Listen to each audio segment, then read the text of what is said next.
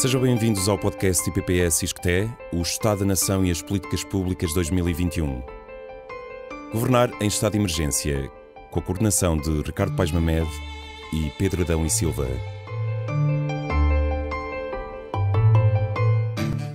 Visite o site O Estado da Nação em Números, onde pode ler este e outros artigos na íntegra em oestadanacao.iscte-iul.pt. Proteção Social, por Frederico Cantante. Diagnóstico. Proteção do emprego. A agudização dos problemas durante a pandemia. Existem em Portugal dois tipos principais de condicionalidade no acesso às prestações de proteção no desemprego. O primeiro é o prazo de garantia, correspondente ao registro de contribuições suficientes e que é o critério base de acesso ao subsídio de desemprego, uma prestação baseada numa lógica de seguro. O segundo é a condição de recursos, ou seja, a prova de necessidade económica, essencial para o acesso ao rendimento social de inserção. No caso do acesso ao subsídio social de desemprego inicial, verificam-se ambas as condicionalidades. O cumprimento do prazo de garantia é um fator crítico no acesso às prestações de desemprego num mercado de trabalho tão segmentado como o português, no qual, em 2019, tinham um contrato não permanente cerca de 36% dos trabalhadores por conta de outrem do setor privado e dos trabalhadores da função pública em regime de contrato individual de trabalho. Para analisar os problemas que se colocam à proteção do emprego, devemos ter em consideração a precariedade laboral de parte significativa do emprego, as normas institucionais que a favorecem, as limitações à verificação inspectiva do cumprimento das mesmas, mas também a especialização económica do país em atividades expostas a flutuações sazonais da procura, entre outros aspectos. O gráfico que consta do relatório escrito permite analisar a evolução da taxa de cobertura das prestações de desemprego desde 2001 até 2020, tendo como referência os desempregados inscritos nos centros de emprego e os beneficiários de prestações de desemprego, bem como o peso dos beneficiários de subsídio de desemprego no total de beneficiários de prestações de desemprego no final de cada ano. Podemos ver que a taxa de cobertura das prestações de desemprego no seu conjunto tendeu a aumentar até 2009, a diminuir no período entre 2009 e 2017 e a aumentar de novo um pouco nos anos seguintes.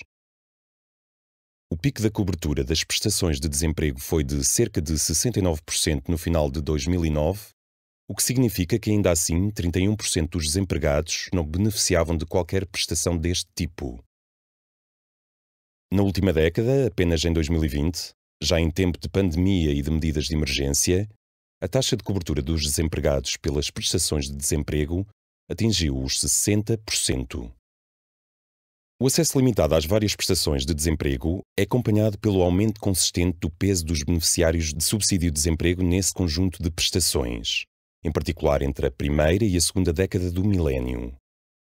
A análise desta evidência é complexa e merece aprofundamento, mas a título meramente exploratório, podem colocar-se algumas hipóteses explicativas que não se excluem.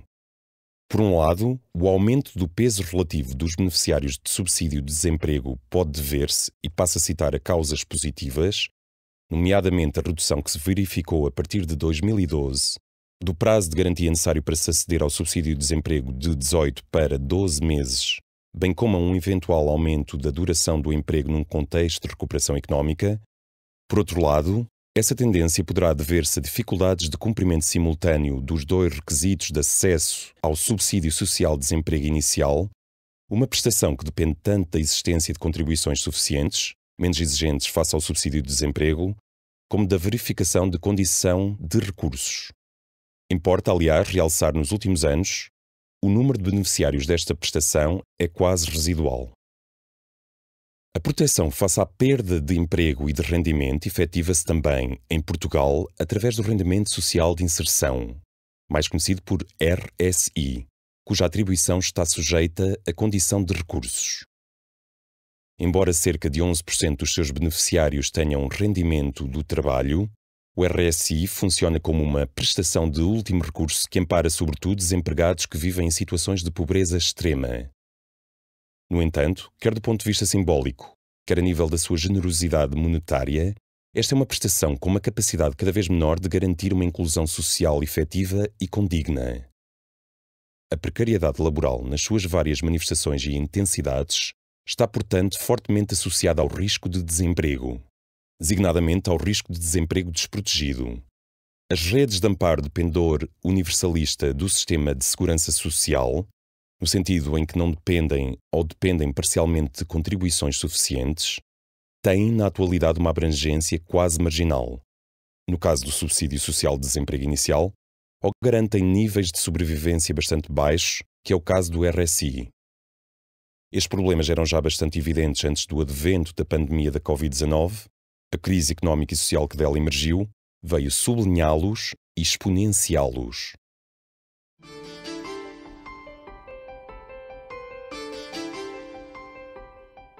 Proteção social. Análise de política. Apoio extraordinário ao rendimento dos trabalhadores. Prestação agregadora de emergência não conseguiu colmatar as lacunas dos instrumentos tradicionais.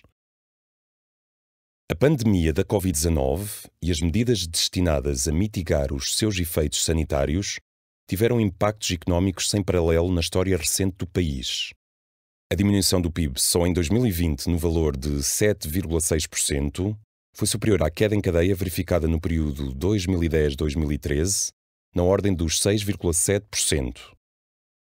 Com o intuito de impedir que a redução da atividade económica tivesse uma tradução imediata no aumento do desemprego e na quebra de rendimento das famílias, o Governo criou medidas de apoio direto e indireto às empresas e ao emprego, como é o caso do layoff simplificado e suas declinações, as linhas de crédito às empresas e a suspensão temporária do pagamento de crédito, entre outras.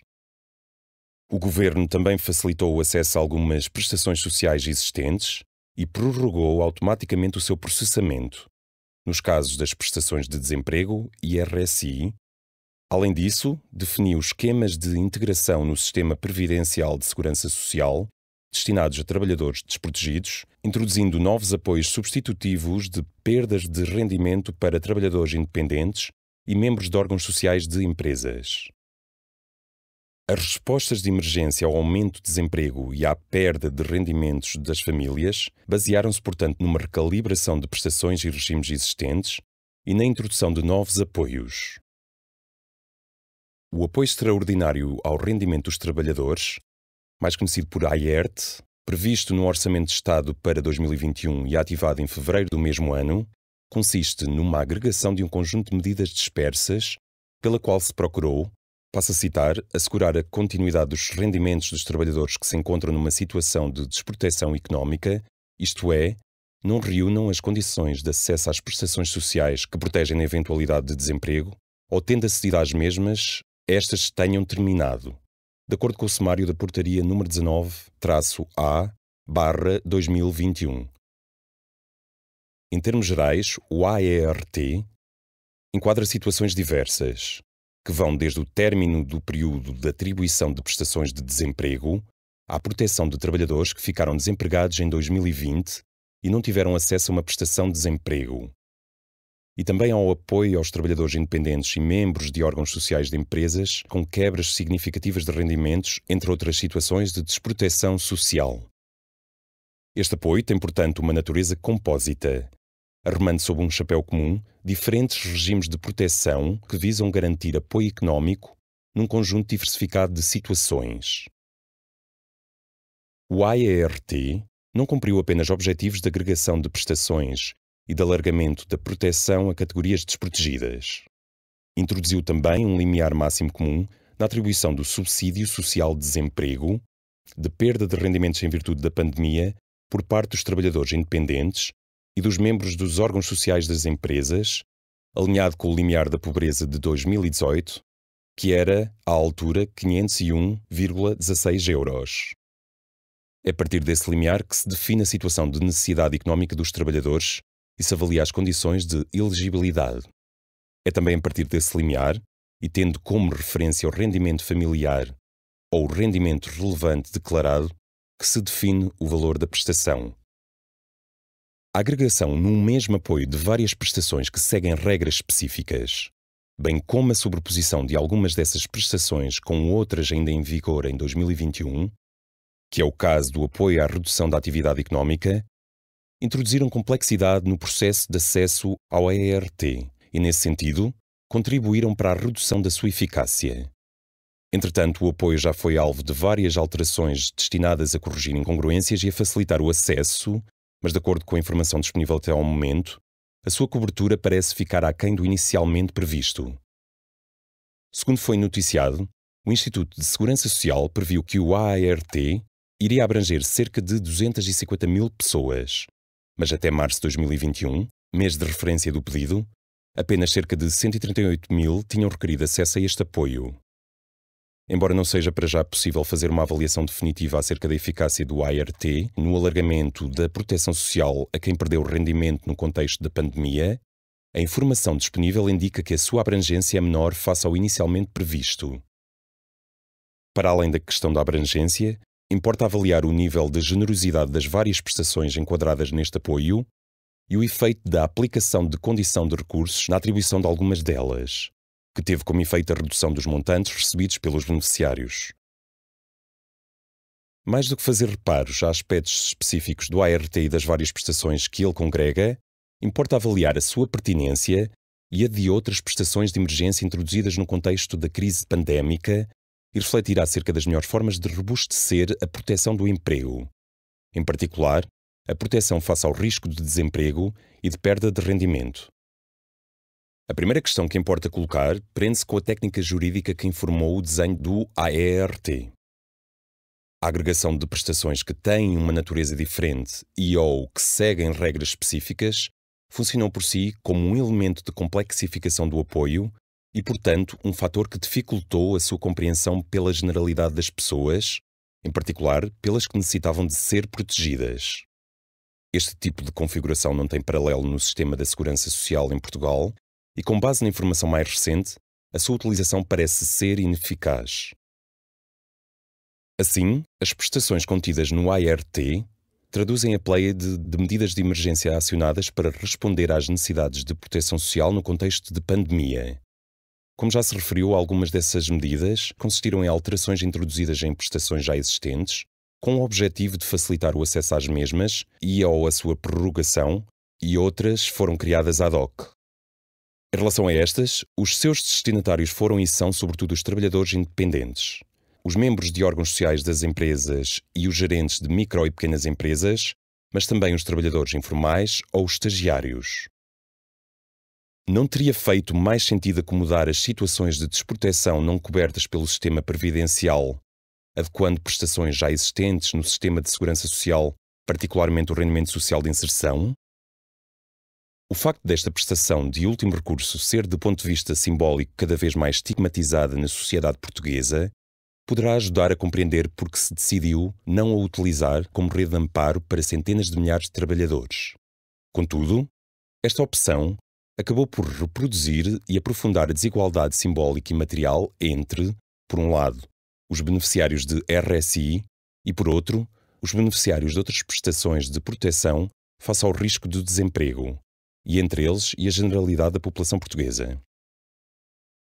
A criação dessas prestações ad hoc ilustra de forma clara a desproteção de certos grupos sociolaborais em relação ao risco de desemprego, nomeadamente, por um lado, os trabalhadores informais e os trabalhadores por conta de outrem com contratos de trabalho precários, por outro, os trabalhadores independentes, inclusive os que são economicamente dependentes, e os trabalhadores por conta própria proprietários de empresas de pequena ou muito pequena dimensão.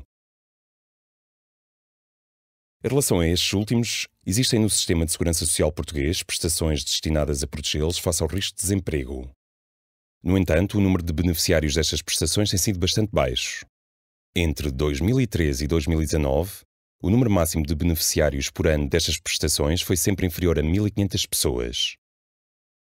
Por exemplo, em 2019, existiram apenas 1.148 beneficiários destas prestações de desemprego, a saber, 367 beneficiários de subsídio por cessação de atividade, trabalhadores independentes economicamente dependentes de uma única entidade contratante, e 781 beneficiários de subsídio por cessação de atividade profissional, neste caso, trabalhadores independentes e membros dos órgãos sociais. Não há, porém, ainda informação disponível que permita determinar o número de trabalhadores independentes e membros de órgãos sociais que durante a pandemia beneficiaram de prestações de desemprego baseadas em contribuições. Estes dados, bem como o número muito elevado de trabalhadores com este perfil que beneficiaram e continuam a beneficiar dos apoios extraordinários, demonstram de forma clara o quão desprotegida está esta categoria sociolaboral. Esta questão é grave porque uma parte dos trabalhadores independentes exercem efetivamente uma atividade subordinada, realidade exacerbada pela plataformização do trabalho, pelo que deveriam ser enquadrados no sistema de segurança social enquanto trabalhadores por conta de outrem. Nestes casos, a proteção do desemprego é uma questão que deve ser primariamente enquadrada e resolvida no plano da regulamentação do trabalho e das relações laborais. Nas situações de trabalho independente e economicamente dependente, que gera deveres contributivos junto da entidade contratante, este problema é formalmente evidenciado, embora, na prática, mesmo quando há contribuições suficientes, a necessidade de se provar a natureza não voluntária da situação de desemprego condiciona o acesso à proteção social. Finalmente, as prestações que compõem o AIERT retratam bastante bem o conjunto de respostas que foram acionadas pelo Governo para proteger os desempregados e a perda de rendimento no contexto da pandemia da Covid-19. A necessidade de criação de medidas extraordinárias revela lacunas dos instrumentos disponíveis em tempo de normalidade para proteger certos grupos sociolaborais. Revela também que é necessário redinamizar a articulação entre as prestações de tipo previdencial, baseadas na centralidade do trabalho e do emprego, e as que se baseiam na prova de necessidade económica. Recordamos que o trabalho é o sustentáculo fundamental do sistema de segurança social e as prestações sociais geradas através de uma lógica de seguro devem ser valorizadas. Mas estes princípios devem ser combinados com a ambição de garantir que as prestações de vocação universalista, que protegem os desprotegidos, permitam uma efetiva integração social e condições materiais de existência suficientes para um exercício condigno da cidadania. Estão todos convidados a ouvir o próximo capítulo de O Estado da Nação e as Políticas Públicas 2021, subordinado ao tema Emprego, por Paulo Marques e Rita Guimarães. Visite o site O Estado da Nação em Números, onde pode ler o artigo na íntegra. estadodanacau.iscte-iol.pt. Leitura, voz e interpretação de Tiago Carvalho, montagem de Hugo Alexandre Cruz e montagem e gravação por Xavier Marques.